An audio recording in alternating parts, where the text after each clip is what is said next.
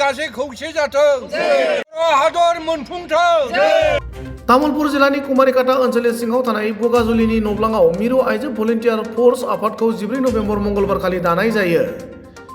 तामुलपुर जिल्ला बारग' भलन्टियार फर्सनि दैदेननायाव गोदानै दाजानाय आइजो दालायनि आफादगिरि महरै रुपला बसुमतारी आरो गाहाय नेहाथारि महरै अनसुलि ब्रह्मखौ सायख'नानै गोख्रों मोनसे आफादखौ दाफुंनानै लायो। आलादा बड'लेण्ड सोरजिनायनि थांखिजों फिन सोमावसारनो गोख्रोङै ओंखारबोनाय भलन्टियार फर्सनि दैदेनगिरिफ्रा बाहागो लानाय मंगलबारनि आइजो भलन्टियार फर्स दानाय हाबाफारियाव तामुलपुर जिल्ला भलन्टियार फर्सनि दैदेनगिरि आरो आइजो भलन्टियार फर्सनि गोदानै बिबान मोननाय आफादगिरि रुपला बसुमतारीया खौरांगिरिनि सिगाङाव ओरैबायदि बुङो। अल बड' एक्स भलन्टियार फर्सनि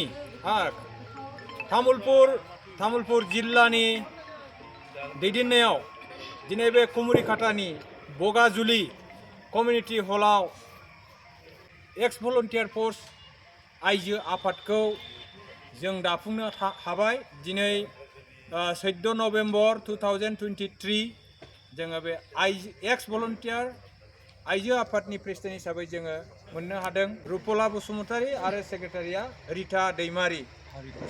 दिनै जोंनि एक्स भलन्टियार फर्सआ जि जाथिनि गिदिर इस्युखौ लानानै जों आन्दलन खालामफिननायनि जि लाहार फाहार खालामदों, बे लाहार फाहार खालामनायखौ बे आइजो आफादनि मोनसे सहाय सहযোगिता गैयाबा जों हाफुंहैया बा जोंनि थांखिया जाफुंहैनाय नङा।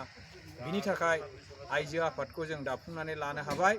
दिनै बे जोंनि भलन्टियार फर्सनि जे आइजो आफाद दानाय बेयो गिबिसिन कुमारिकाटा आन्सलिकआनो बे नामखौ मोननो हाबाय।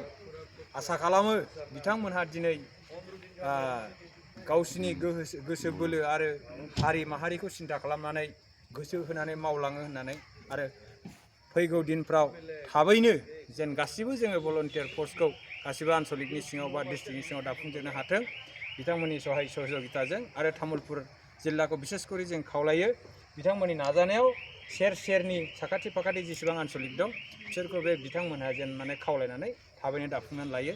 बिनि थाखाय जों तामुलपुर जिल्ला एक्स भलन्टियार फर्सनि दैदेनगिरि बिथांमोनखौ खौथि खौथि साबायखर होनानै एक्स भलन्टियारफोरखौ जोङो हेफाजाब होनो थाखाय जोङो आइजोफोरा जोङो आगान सुरबाय। जोंनि बे खामानि मावलांनो आखायाव लानायखौ हारिनि थाखाय मावलांनो आखायाव लानायखौ नुनानै जोंनि बिमा लोगोफोर आइजोफोरा जोंजों लैहोर लैहोर ओंखारफायोब्ला जोङो गोसोआव गोजोननाय मोनगौमोन, रंजानाय मोनगौमोन।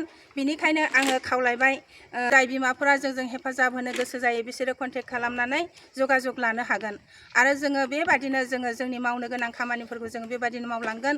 जोङो मेङा जासे जोंनि रुंसारि जालांनाय हारिनि बिफा उपेन्द्रनाथ ब्रह्म बिथांनि आद्रा थालांनाय खामानिखौ जोङो जाफुंसार होनो थाखाय जोङो एक्स भलन्टियार फर्सफोरजों जोङो मावफुंनो थाखाय जोङो आखाइ हमनानै मावफुंनो जोङो आगान सुरबाय। आरो जोङो दिनैहाय थिरांथा लाबाय जोङो बे खामानिखौ मावफुंनानैसो जोङो जिरायगोन होननानै। बर' हादर मोनफुंथों, बर' हादर मोनफुंथों, बर' हादर मोनफुंथों, बर' हारि गासै खौसे जाथों, बर' हारि गासै खौसे जाथों, बर' हारि गासै खौसे जाथों।